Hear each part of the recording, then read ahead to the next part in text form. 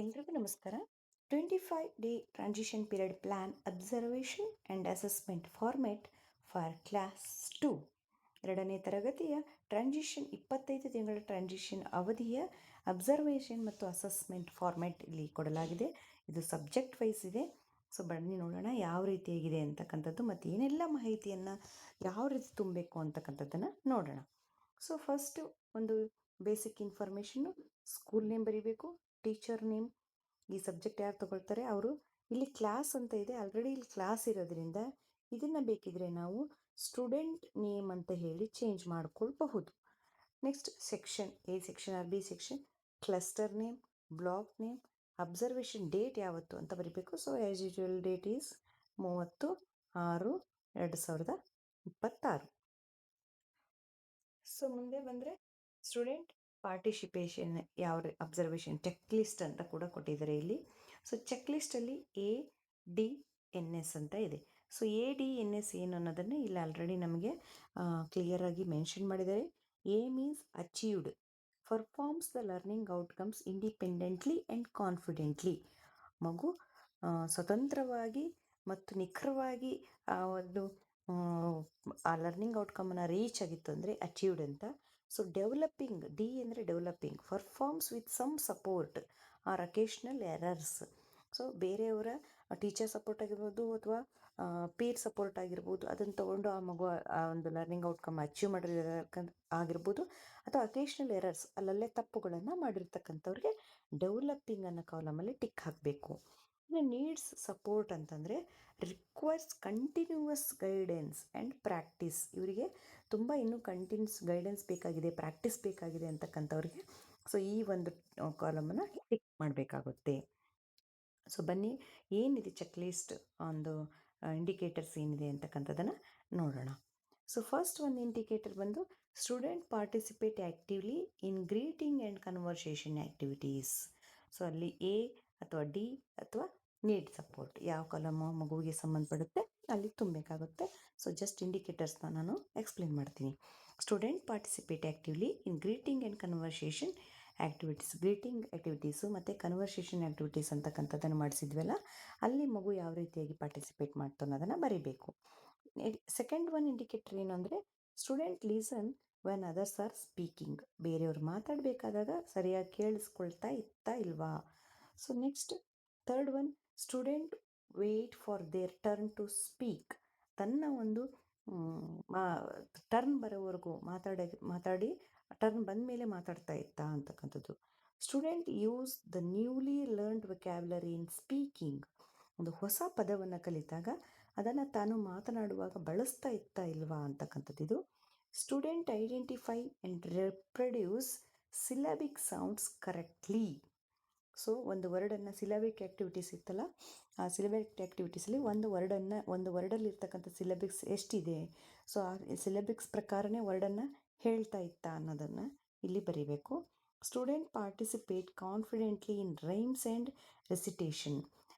ಒಂದು ರೈಮ್ಸ್ಗಳನ್ನು ಹೇಳ್ತಕ್ಕಂಥದ್ದು ಮತ್ತು ಅವನ್ನ ಬಹ್ಯಾಟ್ ಮಾಡಿ ರೆಸಿಟೇಷನ್ ಟೈಮಲ್ಲಿ ಮಗು ಯಾವ ರೀತಿಯಾಗಿ ಪಾರ್ಟಿಸಿಪೇಟ್ ಮಾಡ್ತು, ಕಾನ್ಫಿಡೆಂಟಾಗಿ ಪಾರ್ಟಿಸಿಪೇಟ್ ಮಾಡ್ತಾ ಅಂತಕ್ಕಂಥದ್ದನ್ನು ಬರೀಬೇಕು. Student express ideas about stories and characters. So ನಾವು ಸ್ಟೋರಿ ಟೈಮಲ್ಲಿ ಆ ಕ್ಯಾರೆಕ್ಟರ್ಸ್ನ ನೋಡಿದ ತಕ್ಷಣ ಅಥವಾ ಆ ಕ್ಯಾರೆಕ್ಟರ್ಸ್ ಬಗ್ಗೆ ತನ್ನ ಒಂದು ಐಡಿಯಾಸ್ನ ಎಕ್ಸ್ಪ್ರೆಸ್ ಯಾವ ರೀತಿ ಮಾಡ್ತು, ಅಲ್ಲಿ ಅಚೀವ್ಡ್ ಇದೆಯಾ ಅಥವಾ ಇನ್ನೂ ಆ ಮಗುವಿಗೆ ಆ ಒಂದು ಡೆವಲಪಿಂಗ್ ಸ್ಟೇಜಲ್ಲಿದೆಯಾ ಅಥವಾ ಸಪೋರ್ಟ್ ಬೇಕಾಗಿದೆಯಾ ಅಂತಕ್ಕಂಥದ್ದನ್ನು ಮಾಡೋದು. Student recognise letters, sounds and sight words while reading. ಮಗು ಓದಬೇಕಾದಾಗ ಲೆಟರ್ಸ್ಗಳನ್ನ ಗುರುತಿಸ್ತಾ ಇದೆಯಾ, ಮತ್ತು ಲೆಟರ್ಸ್ ಗುರುತಿಸಿದ ಮೇಲೆ ಅದು ಸೌಂಡ್ಸ್ನ ಗುರುತಿಸ್ತಾ ಇದೆಯಾ, ಜೊತೆಗೆ ಸೈಟ್ ವರ್ಡ್ಸ್ಗಳನ್ನ ಈಸಿಯಾಗಿ ಕ್ಯಾಚ್ ಮಾಡ್ತಾ ಇದೆಯಾ, ಇದನ್ನು ಬರಿಬೇಕು. Next students read short sentences with ಕಾನ್ಫಿಡೆಂಟಾಗಿ ಶಾರ್ಟ್ ಸೆಂಟೆನ್ಸ್ಗಳನ್ನ ಓದ್ತಾ ಇದೆಯಾ ಅನ್ನೋದನ್ನು ತುಂಬಬೇಕು. Students write simple sentences using clues and punctuation.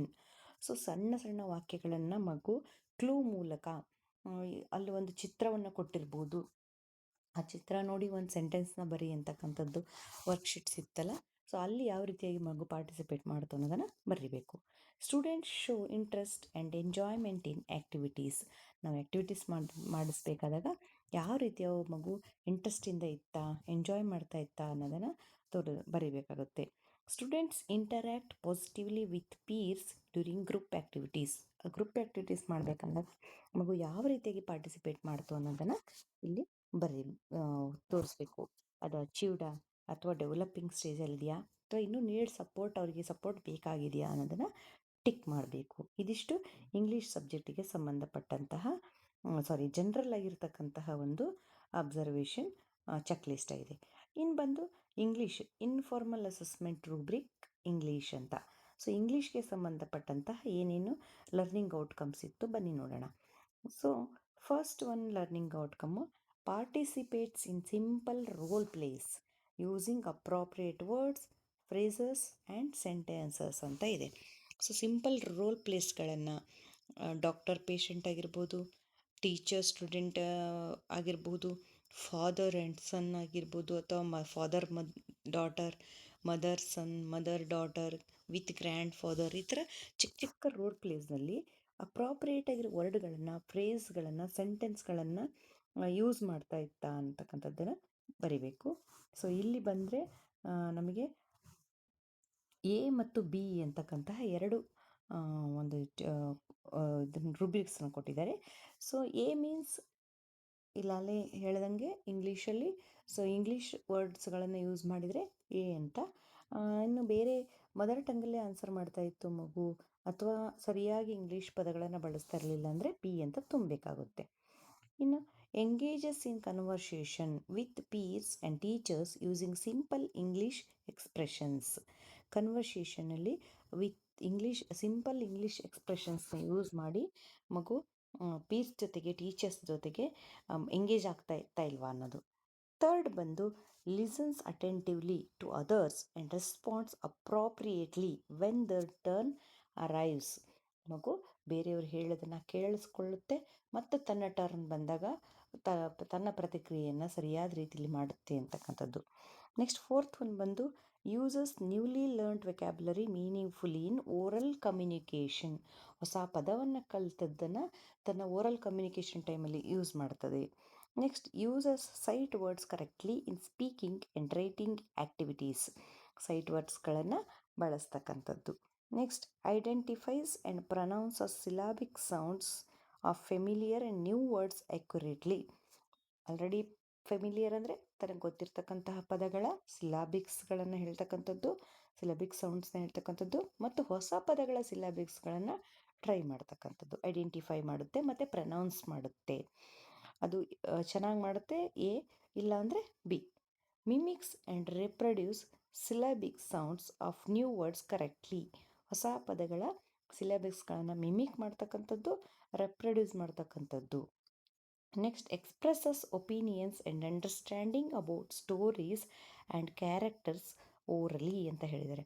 So ಒಪಿನಿಯನ್ಸ್ನ, stories ಬಗ್ಗೆ ತನ್ನ ಒಪಿನಿಯನನ್ನು ಎಕ್ಸ್ಪ್ರೆಸ್ ಮಾಡುತ್ತೆ ಓರಲ್ ಆಗಿ ಅಂತಕ್ಕಂಥದ್ದು. Next reads short sentences by recognising letters, sounds and sight words.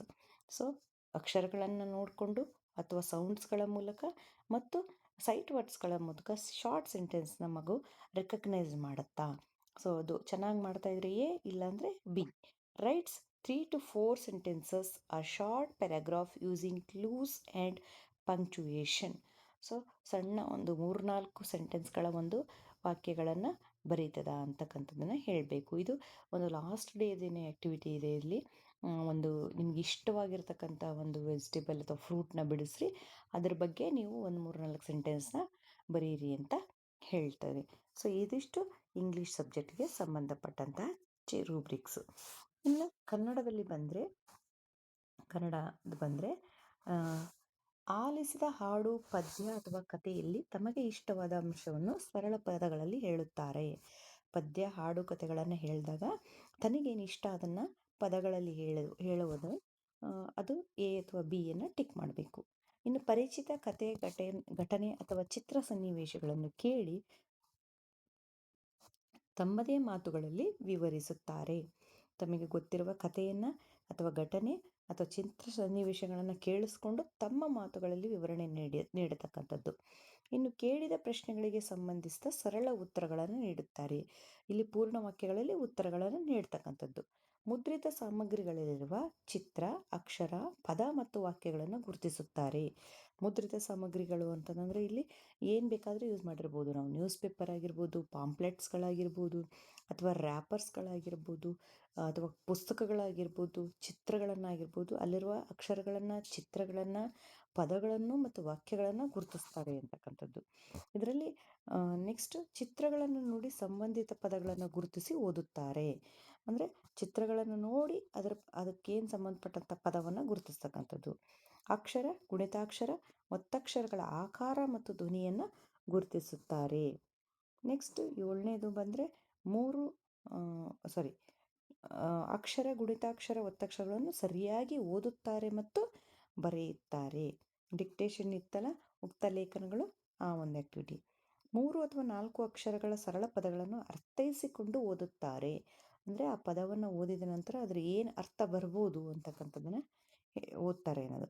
ಸರಳ ಪದಗಳು ಮತ್ತು ವಾಕ್ಯಗಳನ್ನು ಸರಿಯಾದ ಗಾತ್ರ, ಅಂತರ ಮತ್ತು ಕ್ರಮದೊಂದಿಗೆ ಬರೆಯುತ್ತಾರೆ ಮತ್ತು ಓದುತ್ತಾರೆ. ನೋಡಿ, ಪದಗಳ ನಡುವೆ ಅಂತರಗಳನ್ನು, ವಾಕ್ಯ ಒಂದು ಸರಿಯಾದ ರೀತಿಯಲ್ಲಿ ಗಾತ್ರ, ಕನ್ನಡದಲ್ಲಿ ಎಲ್ಲ ಅಕ್ಷರಗಳು ಒಂದೇ ಗಾತ್ರದಲ್ಲಿ ಇರ್ತವೆ. ಅಂದರೆ ಹೈಟ್ ಬಂದು, ನೆಕ್ಸ್ಟ್ ಕೊಂಬು, ಇಳಿ, ದೀರ್ಘಗಳು ಮತ್ತು ಒತ್ತಕ್ಷರಗಳು ಒಂದು ಅಕ್ಷರದ ಕೆಳಗೆ ಚಿಕ್ಕ ಒಂದು ಗಾತ್ರದಲ್ಲಿ ಇರ್ತವೆ. ಇದೆಲ್ಲವನ್ನು ಗಮನಿಸಬೇಕಾಗುತ್ತೆ ಇಲ್ಲಿ. ನೆಕ್ಸ್ಟ್ ಉಕ್ತ ಲೇಖನಗಳ ಮೂಲಕ ಪದಗಳು ಮತ್ತು ಸಣ್ಣ ವಾಕ್ಯಗಳನ್ನು ತಪ್ಪಿಲ್ಲದೆ ಬರೆಯುತ್ತಾರೆ.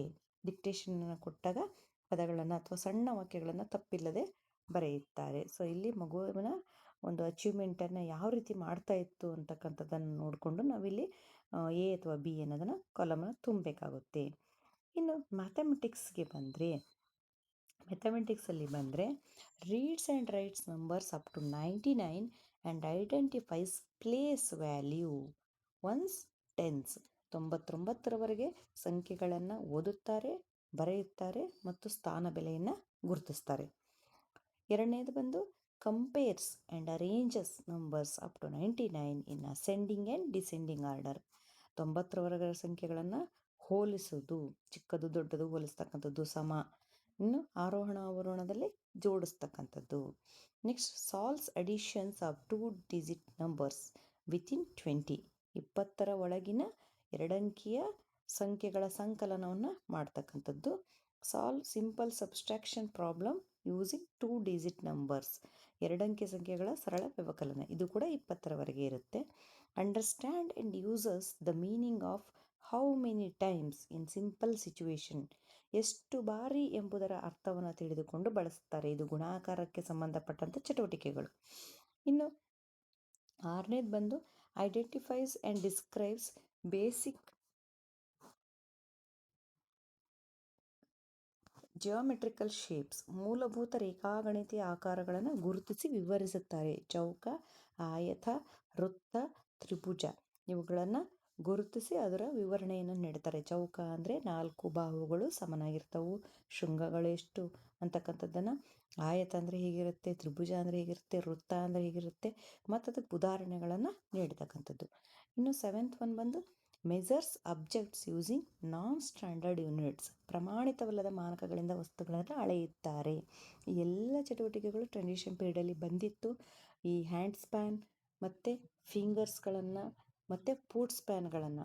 ಹ್ಯಾಂಡ್ ಸ್ಪ್ಯಾನ್ ಅಂತಂದರೆ ಕೈಯಿಂದ, ಈಗೇನು ಗೇಣು, ಮೊಳ ಅಂತಂದು ಹೇಳಿ ಏನಿರ್ತೀವಲ್ಲ ಅದು. ನೆಕ್ಸ್ಟು ಬೆರಳುಗಳಿಂದ ಎಷ್ಟು ಬೆರಳುಗಳ ಉದ್ದದಲ್ಲಿ ಇದೆ, ಎತ್ತರದಲ್ಲಿ ಇದೆ ಅಂತಕ್ಕಂಥದ್ದು. ಮತ್ತು ಪಾದ ಅಂದರೆ ಇಲ್ಲಿಂದ ಅಲ್ಲಿಗೆ ಡಿಸ್ಟೆನ್ಸ್ ಎಷ್ಟು, ದೂರ ಎಷ್ಟು ಅನ್ನೋದನ್ನು ಪಾದಗಳ ಮೂಲಕ ಅಳತೆ ಮಾಡ್ತಕ್ಕಂಥದ್ದು ಪ್ರಮಾಣಿತವಲ್ಲದ ಮಾಪಕಗಳು. Next identifies, extends and creates simple patterns. ಸರಳ ಮಾದರಿಗಳನ್ನು ಗುರುತಿಸಿ ಮುಂದುವರಿಸಿ ರಚಿಸುತ್ತಾರೆ. ಇದು ಕೂಡ ಆ್ಯಕ್ಟಿವಿಟೀಸ್ನಲ್ಲಿ ನಮಗಿತ್ತು. ಪ್ಯಾಟ್ರನ್ಸ್ಗಳನ್ನು ಕಂಟಿನ್ಯೂ ಮಾಡ್ತಕ್ಕಂಥದ್ದು. ಅಲ್ಲಿ ಮಗು ಯಾವ ರೀತಿಯಾಗಿ ಭಾಗವಹಿಸ್ತು ಅನ್ನೋದನ್ನು ತೋರಿಸ್ಬೇಕು. Identifies and uses basic mathematical words more, less, big, small, long, short. So ಇವುಗಳನ್ನು ಮಗು ಕಂಟೆಕ್ಸ್ಟಲ್ಲಿ ಗಣಿತೀಯ ಪದಗಳನ್ನು ಬಳಸ್ತಕ್ಕಂಥದ್ದು. ಸೊ ಇಂಗ್ಲೀಷ್ ವರ್ಡ್ಸ್ ಯೂಸ್ ಮಾಡಿದ್ರೆ ಎ, ಕನ್ನಡಗಳನ್ನು ಹೆಚ್ಚು ಬಳಸಿದರೆ ಬಿ ಅಂತ ಇಲ್ಲಿ ಗುರುತಿಸ್ಬೇಕಾಗುತ್ತೆ. Tenth one, solve simple daily life mathematical problems using numbers, shapes, patterns and measurement ಅಂತಿದೆ. ಸಂಖ್ಯೆಗಳು, ಆಕಾರಗಳು, ಮಾದರಿಗಳು ಮತ್ತು ಮಾಪನಕ್ಕೆ ಸಂಬಂಧಿಸಿದ ದೈನಂದಿನ ಜೀವನದ ಸರಳ ಸಮಸ್ಯೆಗಳನ್ನು ಪರಿಹರಿಸುತ್ತಾರೆ. ಸೊ ಸಂಖ್ಯೆಗಳ ಸಮಸ್ಯೆಗಳಾಗಿರ್ಬೋದು, ಆಕಾರಗಳ ಸಮಸ್ಯೆಗಳು, ಮಾದರಿಗಳ ಸಮಸ್ಯೆಗಳು, ಮಾಪನಕ್ಕೆ ಸಂಬಂಧಪಟ್ಟಂಥ ಸಮಸ್ಯೆಗಳನ್ನು ಬಗೆಹರಿಸ್ತಾರೆ. ಇದಿಷ್ಟು ಒಂದು ಗಣಿತಕ್ಕೆ ಸಂಬಂಧಪಟ್ಟಂತಹ ಒಂದು ರೂಬ್ರಿಕ್ಸ್ ಆಗಿದೆ. ಇದನ್ನು ತುಂಬಬೇಕು. ಇನ್ನು EVSಗೆ ಸಂಬಂಧಪಟ್ಟಂತೆ ಏನೆಲ್ಲ ರೂಬ್ರಿಕ್ಸ್ ಇದೆ ನೋಡೋಣ. Observes and identifies animals, birds and plants in the surroundings. ಸುತ್ತಮುತ್ತಲಿನ ಪ್ರಾಣಿ, ಪಕ್ಷಿ, ಸಸ್ಯಗಳನ್ನು ಗುರುತಿಸ್ತಕ್ಕಂಥದ್ದು. ಎರಡನೇದು, classifies animals and birds based on their common characters. ಪಕ್ಷಿಗಳು, ಪ್ರಾಣಿಗಳನ್ನು ಸಾಮಾನ್ಯ ಲಕ್ಷಣಗಳ ಆಧಾರದ ಮೇಲೆ, ಸಾಮಾನ್ಯ ಲಕ್ಷಣಗಳಂದರೆ ಸಾಕು ಪ್ರಾಣಿಗಳು ಅಥವಾ ಸಾಕು ಪಕ್ಷಿಗಳಾಗಿರ್ಬೋದು, ಕಾಡು ಪ್ರಾಣಿಗಳಾಗಿರ್ಬೋದು, ಅಥವಾ ಅದನ್ನು ವರ್ಗೀಕರಣ ಮಾಡ್ತಕ್ಕಂಥದ್ದು. ನೆಕ್ಸ್ಟ್ ಮೂರನೇ ಒಂದು rubrics, identifies and matches animals with their food habits. ಪ್ರಾಣಿಗಳನ್ನು ಅವರ ಆಹಾರ ಪದ್ಧತಿಯೊಂದಿಗೆ ಹೊಂದಿಸ್ತಕ್ಕಂಥದ್ದು. ಈ ಆ್ಯಕ್ಟಿವಿಟಿನ ಯಾವ ರೀತಿಯಾಗಿ ಮಾಡಿದರು. Next, identifies different body parts and explains their uses. ದೇಹದ ವಿವಿಧ ಭಾಗಗಳನ್ನು ಗುರುತಿಸಿ ಅವುಗಳ ಉಪಯೋಗವನ್ನು ಕೂಡ ವಿವರಣೆ ಮಾಡ್ತಾ ಇರಬೇಕು ಮಗು. Next, practises simple habits for keeping the body clean and healthy. ದೇಹವನ್ನು ಸ್ವಚ್ಛವಾಗಿಟ್ಕೊಳ್ಳೋಕ್ಕೆ, ಆರೋಗ್ಯವಾಗಿಟ್ಕೊಳ್ಳೋಕ್ಕೆ ಸರಳ ಅಭ್ಯಾಸಗಳನ್ನು ಅನುಕರಣೆ ಮಾಡ್ತಕ್ಕಂಥದ್ದು. Observes and names family members and explains kinship relationship ಅಂತ ಹೇಳಿದರೆ, ಕುಟುಂಬದ ಸದಸ್ಯರನ್ನ ಗುರುತಿಸಿ ಸಂಬಂಧಗಳನ್ನು ವಿವರಣೆ ಮಾಡ್ತಾರೆ. ಸೊ ಯಾರು ಗ್ರ್ಯಾಂಡ್ ಫಾದರ್ ಅಂದರೆ ಯಾರು, ಫಾದರ್ ಈಸ್ ಗ್ರ್ಯಾಂಡ್ ಫಾದರ್, ಅಥವಾ ಫಾದರ್ ಈಸ್ ಗ್ರ್ಯಾಂಡ್ ಫಾದರ್, ಈ ಥರ ಹೇಳಕ್ಕೆ ಬರ್ತಕ್ಕಂಥದ್ದು. Next, respects and shares responsibilities with family members. ಕುಟುಂಬದ ಸದಸ್ಯರೊಂದಿಗೆ ಜವಾಬ್ದಾರಿಗಳನ್ನು ಹಂಚಿಕೊಂಡು ಗೌರವವನ್ನು ತೋರುತ್ತಾರೆ. ಸೊ ಈ ಥರದ್ದು. Next, observes and identifies different buildings found in the neighborhood and explains their uses. ಸುತ್ತಮುತ್ತಲಿನ ವಿವಿಧ ಕಟ್ಟಡಗಳನ್ನು ಗುರುತಿಸಿ ಅವುಗಳ ಉಪಯೋಗಗಳನ್ನು ವಿವರಣೆ ಮಾಡ್ತಕ್ಕಂಥದ್ದು. ಕಟ್ಟಡಗಳನ್ನು ಗುರುತಿಸ್ಕೊಂಡು ಯಾವ್ಯಾವ ರೀತಿ ಕಟ್ಟಡಗಳಿದ್ದಾವೆ, ಶಾಲೆ ಇರುತ್ತೆ, ಆಸ್ಪತ್ರೆ ಆಗಿರ್ಬೋದು, ವಾಚನಾಲಯ, ಗ್ರಂಥಾಲಯ, ಬಸ್ ಸ್ಟ್ಯಾಂಡ್, ರೈಲ್ವೆ ಸ್ಟೇಷನ್, ಏನೇ ಇದ್ರೂ ಕೂಡ ಆ ಕಟ್ಟಡವನ್ನು ಗುರುತಿಸ್ಬೇಕು ಮತ್ತು ಅದರ ಉಪಯೋಗವನ್ನು ಹೇಳ್ತಕ್ಕಂಥದ್ದು. Observes and names different vehicles used for travel on land, water and air. So ಭೂಮಿ ಮಾರ್ಗ, ಜಲಮಾರ್ಗ, ವಾಯು ಮಾರ್ಗದಲ್ಲಿ ಸಂಚರಿಸುವ ವಿವಿಧ ವಾಹನಗಳನ್ನು ಗುರುತಿಸ್ತಾರೆ. Explains safe practices while travelling and using public places. ಪ್ರಯಾಣ ಮಾಡುವಾಗ, ಸಾರ್ವಜನಿಕ ಸ್ಥಳಗಳಲ್ಲಿ ಉಪಯೋಗಿಸುವಾಗ ಸುರಕ್ಷಾ ಕ್ರಮಗಳು ಯಾವುದು ಅನ್ನೋದನ್ನು ಹೇಳ್ತಾರೆ, ವಿವರಣೆ ಕೊಡ್ತಾರೆ ಅಂತಕ್ಕಂಥದ್ದು. ಸೊ ಇಲ್ಲಿ ಎ ಮತ್ತು ಬಿಯನ್ನು ಯಾವ ರೀತಿ ತುಂಬಬೇಕು ಅನ್ನೋದನ್ನು ಕೊಟ್ಟಿದ್ದಾರೆ. Performs the learning outcome independently and confidently. ಇಲ್ಲಿ ಮೇಲೆ ಹೇಳಿರುವಂತಹ ಒಂದು ಆ್ಯಕ್ಟಿವಿಟೀಸ್ ಆಗಿರ್ಬೋದು, ರೀಡಿಂಗ್ ಆಗಿರ್ಬೋದು, ರೈಟಿಂಗ್ ಆಗಿರ್ಬೋದು, ಕ್ಲಾಸಿಫೈ ಮಾಡೋದಾಗಿರ್ಬೋದು, ಪ್ರತಿಯೊಂದನ್ನು ಮಗು ಇಂಡಿಪೆಂಡೆಂಟಾಗಿ, ಸ್ವತಂತ್ರವಾಗಿ ಮತ್ತು ಕಾನ್ಫಿಡೆಂಟಾಗಿ ಪರ್ಫಾರ್ಮ್ ಮಾಡಿದರೆ ಅದಕ್ಕೆ ಎ ಅಂತ. Perform with some support or occasional errors and request continuous guidance and practice. So ಮಗು ಎರರ್ ಮಾಡ್ತಾ ಇದ್ದರೆ, ಸಪೋರ್ಟ್ ಬೇಕು ಅಂತ ಅಂದ್ಕೊಂಡಿದ್ರೆ, ಅಥವಾ ಅದಕ್ಕೆ ಕಂಟಿನ್ಯೂ ಆಗಿ ಸಪೋರ್ಟ್ ಬೇಕು ಮಗುವಿಗೆ, ಪ್ರತಿ ಸಲನೂ ನಮ್ಮ ಗೈಡೆನ್ಸಲ್ಲೇ ಮಾಡ್ತಾಯಿತ್ತು, ಪ್ರಾಕ್ಟೀಸಲ್ಲೇ ಮಾಡ್ತಾಯಿತ್ತು ಅಂತ ಅಂದರೆ ಎಲ್ಲದಕ್ಕೂ ಬಿ ಅಂತ. ಸೊ ತುಂಬ ಚೆನ್ನಾಗಿ ಮಾಡ್ತಕ್ಕಂತಹ ಒಂದು ಆ್ಯಕ್ಟಿವಿಟೀಸಲ್ಲಿ ಎಲ್ಲ ಪಾರ್ಟಿಸಿಪೆಂಟ್ಸು ಏನೇ ಒಂದು ಆ್ಯಕ್ಟಿವಿಟಿ ಕೊಟ್ಟರು ಕೂಡ ಕಾನ್ಫಿಡೆಂಟಾಗಿ, ಇಂಡಿಪೆಂಡೆಂಟಾಗಿ ಮಾಡಿದರೆ ಎ ಅಂತ ತುಂಬಬೇಕು. ಸೊ ಸಪೋರ್ಟ್ ಬೇಕು ಮಗುವಿಗೆ, ಅಥವಾ ನಮ್ಮ ಗೈಡೆನ್ಸ್ ಬೇಕು, ಅಥವಾ ತುಂಬ ತಪ್ಪುಗಳನ್ನು ಮಾಡ್ತಾಯಿತ್ತು ಪದೇ ಅಂತಂದರೆ ಬಿ ಅನ್ನೋದನ್ನು ಬರೀಬೇಕು. ಕೊನೆಯಲ್ಲಿ ಟೀಚರ್ ರಿಮಾರ್ಕನ್ನು ಬರೀಬೇಕಾಗುತ್ತೆ. ಟೀಚರ್ ರಿಮಾರ್ಕ್ ಏನು, ಸ್ಟ್ರೆಂತ್ ಅಬ್ಸರ್ವ್ಡ್, ಮಗುವಿನ ಸ್ಟ್ರೆಂತ್ ಏನು, ಅದರ ಸಾಮರ್ಥ್ಯ ಏನು. Next, areas needing improvement. ಇನ್ನು ಯಾವ್ಯಾವ ಏರಿಯಾದಲ್ಲಿ ಅಂದರೆ ಮಾತನಾಡೋದ್ರಲ್ಲಿ ಇದೆಯಾ, ಅಬ್ಸರ್ವ್ ಮಾಡೋದ್ರಲ್ಲಿ ಇದೆಯಾ, ಕ್ಲಾಸಿಫೈ ಮಾಡೋದ್ರಲ್ಲಿ ಇದೆಯಾ ಅದರದ್ದು ಒಂದು ಸ್ಟ್ರೆಂತು, ಅಥವಾ ಬರವಣಿಗೆಯಲ್ಲಿ ಏನಾದರೂ ಮಗು ವೀಕ್ ಇದೆಯಾ, ಈ ಥರದ್ದು ಇಂಪ್ರೂವ್ಮೆಂಟ್ ಏನೇನು ಬೇಕಾಗಿದೆ ಅನ್ನೋದನ್ನು ಇಲ್ಲಿ ಸಜೆಸ್ಟ್ ಮಾಡಬೇಕಾಗುತ್ತೆ. ನೆಕ್ಸ್ಟು ಈ ಸೆಕ್ಷನಲ್ಲಿ ಸಜೆಷನ್ಸ್ ಫಾರ್ ಫರ್ದರ್ ಸಪೋರ್ಟ್, ಮುಂದಿನ ಒಂದು ಸಪೋರ್ಟಿಗೆ ಸಜೆಷನ್ಸ್ಗಳನ್ನು ಬರೀಬೇಕು. Overall reflection of the transition period. Excellent ಇದ್ದರೆ ಇಲ್ಲಿ, ಗುಡ್ ಇದ್ದರೆ ಇಲ್ಲಿ ಟಿಕ್ ಹಾಕಬೇಕು, ಸ್ಯಾಟಿಸ್ಫ್ಯಾಕ್ಷರಿ, ನೀಡ್ ಅಡಿಷ್ನಲ್ ಸಪೋರ್ಟ್ ಇದ್ದರೆ ಇಲ್ಲಿ ಟಿಕ್ ಹಾಕಬೇಕು. ಕೊನೆಯಲ್ಲಿ class teacher, head master, date ಹಾಕಿ ಸಿಗ್ನೇಚರನ್ನು ಮಾಡಬೇಕು. ಇದಿಷ್ಟು 2ನೇ ತರಗತಿಯ ಅಬ್ಸರ್ವೇಷನ್ ಸೀಟನ್ನು, ಅಸೆಸ್ಮೆಂಟ್ ಸೀಟನ್ನು ಯಾವ ರೀತಿ ತುಂಬಬೇಕು ಅಂತಕ್ಕಂತಹ ಒಂದು ಮಾಹಿತಿಯಾಗಿತ್ತು. ಈ ವಿಡಿಯೋ ನಿಮ್ಗೆ ಇಷ್ಟ ಆದರೆ ಲೈಕ್ ಮಾಡಿ ಮತ್ತು ಕಮೆಂಟ್ ಹಾಕೋದನ್ನು ಮರಿಬೇಡಿ. Thank you.